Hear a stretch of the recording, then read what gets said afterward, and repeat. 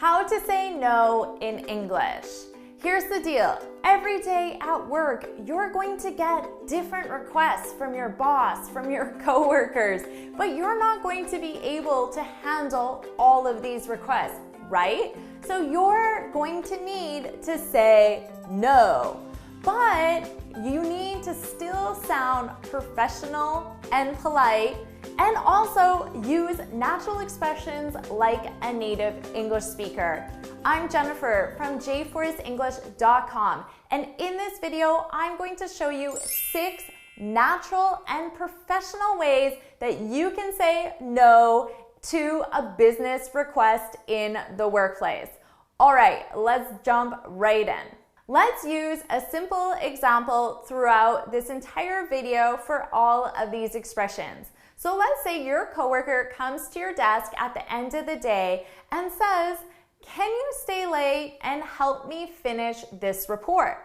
And you want to say no, but at the same time, you don't want to hurt your coworker's feelings. You don't want them to feel like you're not a team player or that you're being rude. So you want to say no in a polite and professional way. So let's look at the different expressions that you can use.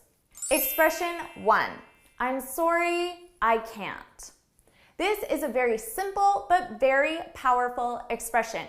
In the first part, we're simply saying, I'm sorry. We're expressing regret for the situation.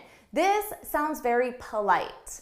It will leave your coworker feeling good, knowing that you have some regret for not being able to help in this situation. Now, notice my facial expression and my tone of voice when I say this. I'm sorry. I'm sorry.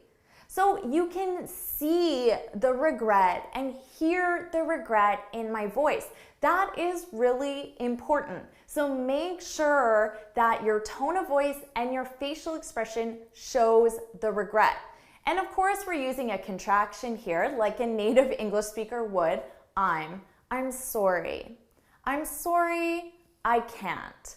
So at the first part, we're expressing our regret, but at the second part, we're being firm. So we're letting the person know clearly that no, I can't. So that's where the no comes in with the I can't. But if you simply said I can't, well, that might be a little rude, to be honest. But when you add I'm sorry with that tone of voice and facial expression, I'm sorry, I can't. So we have regret, but firm. So very useful, very powerful expression you can use in pretty much any situation.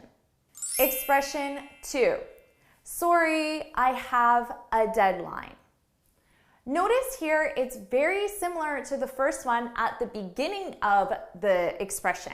We're simply dropping the subject and the verb to be I'm. We're just getting rid of it, and we're just starting with sorry. Now, this is totally acceptable, and you could do it in the first expression as well. You could just simply say, sorry, I can't. Again, with this, make sure you have that tone of voice and facial expression to show your regret. Sorry, I have a deadline. So notice what's different in this situation. I'm expressing my regret, but instead of simply stating no, I can't, I'm providing a reason. Now, providing a reason is very powerful as well because it makes the person feel good about being rejected, basically, because they understand that it's not your choice. It's not your option. There's a situation, a circumstance, a scenario that is making it impossible for them to help you. So it is very polite to provide a reason. Sorry, I have a deadline. Now, I have a deadline is an excellent reason because it's very broad. It's not being specific. Generally, when you provide a reason in this situation, you don't want to be too specific. You can simply say something more general. Now, I have a deadline. That deadline could be anything. It could mean I have a meeting, I have a presentation to prepare for, I have a report to finish, I have an email to reply to, I have a client call. So it could mean a lot of different things, but it's strong enough that the person understands that the deadline is important and it's not optional for you to change it. So very powerful reason. Sorry, I have a deadline. Expression 3. Unfortunately, I can't today. This is very similar to expressions 1 and 2. Instead of using I'm sorry or sorry, we're expressing regret differently and we're using unfortunately. Now, unfortunately implies that the situation isn't going to happen. Unfortunately, and again, look at my facial expression and tone of voice. Unfortunately, I can't today.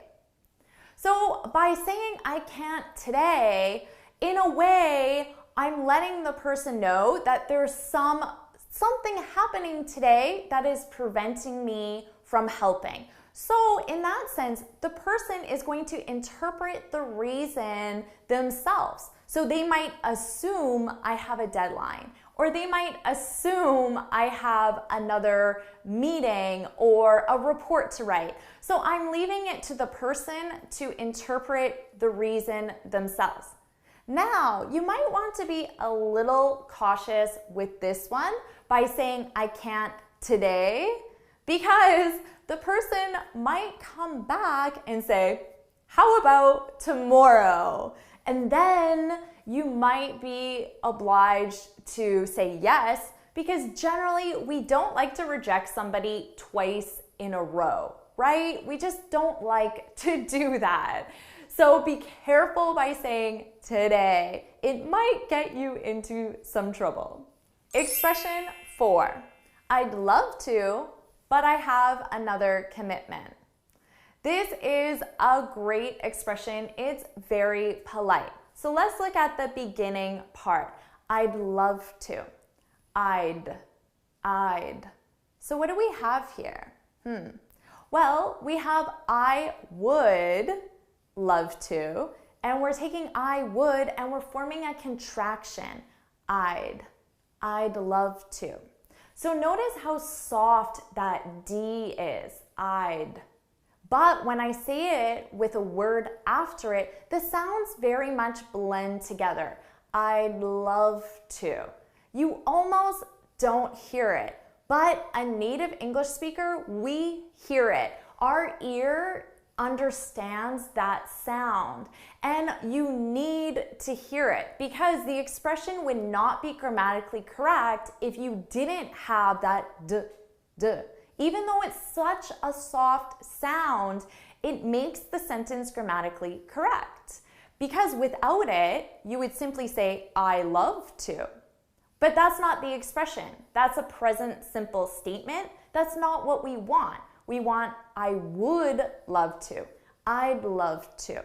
So if you're having trouble with that pronunciation at first, you can simply say, I would love to. But I'll be honest, a native English speaker isn't going to say that. We use contractions. So you're going to hear from us, I'd love to. So I encourage you to work on that pronunciation until you feel confident using the contraction. Now be careful with this one, because if you say, I'd love to, the person is going to think you're accepting their request, because we use I'd love to. And notice my tone of voice is happier, it's upbeat, I'd love to.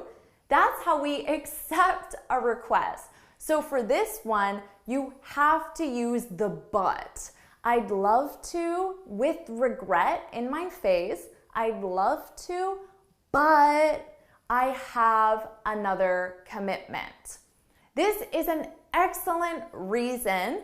Again, because it's very broad. It's not specific. I have another commitment. A commitment could be both socially or professionally. So perhaps your commitment is you have to pick your kid up from school. Or your commitment is you have tickets to the movies tonight. So it could be socially. It could also be professionally. Your commitment is you have to send the report to your boss by 5 o'clock. You have to call your client and provide them with an update. So again, you're not specifying the commitment, but you're letting the person know that this commitment is important and I have to follow through. So it's a very strong reason, and it's a very polite reason. It's one that you can use in many different situations. I'd love to, but I have a commitment. Expression 5. I'd like to help, but I'm already booked up. Expression 5, this is similar to expression 4. Notice how we're saying I'd like to, I would like to. So we're using that modal would, I'd like to. But here I'm saying I'd like to help. So I'm including the verb. Because remember in our question, it was, can you stay late and help me finish the report? So we're in our answer, I'd like to help. I'd like to help you finish the report. Now, a native English speaker will always express their ideas in the quickest, easiest way. So we're not going to repeat the entire request. That's just not going to happen. But I might include the verb again. I'd like to help, but I'm already booked up. Okay, to be booked up. So as you know, you can book a hotel room, you can book an airline ticket, you can book any other ticket as well, but you can also book time in somebody's schedule. So when I look at my schedule and I see that, whoa, I have meeting after meeting after meeting after meeting, I would say, wow, I'm really booked up today. I'm really booked up today. Or I could say, I'm really booked today. The up, turning this into a phrasal verb by using up, it's optional, it's not required. If you say, I'd like to help, but I'm already booked, that's okay too. Booked, booked up, they're the same. But again, you're not specifying how you're booked. You're not saying you have a meeting at 5 o'clock and then a report to submit and then a phone call with a client. You're just letting them know your schedule is full. Expression 6. I wish I could, but I have other plans. I wish I could. So here we're using the modal could. And again, we use could for hypothetical situations. So by saying, I wish I could, the person instantly knows right there that I can't. Because could is a hypothetical. So if I say, I wish I could, I don't need to say, but I can't. It's implied already. So instead, I just simply can provide my reason. I wish I could, but I have other plans. So this, again, is being very general in your reason why. You're not specifying what those plans are. However, if you say you have other plans, it does imply socially. So it implies that your plans are something that's taking place after work, not necessarily for work purposes. So if you want to use one that implies both work and socially, you can use the commitment or a deadline instead. So it's your choice. Feel free to mix and match these reasons and mix and match the expressions as well. Have some fun with it. All right, so now you have 6 very natural, very polite, very professional expressions that you can use the next time you need to say no to your coworker. And if you want to feel even more confident using these expressions, I want you to go to my website and download your free speaking guide, How to Speak English Fluently and Confidently in 6 Easy Steps. This guide will share with you some really great tips and advice that will help you feel very confident using these expressions out loud when you're speaking in English. So go to my website, jforceenglish.com, and download your free guide now. All right, so you have these 6 expressions. I want you to write in the comment which expression you like the most and which one you plan to use next. Thank you so much for watching. If you found this video helpful, please like it, share it with your friends, and of course, subscribe. And until next time, happy studying.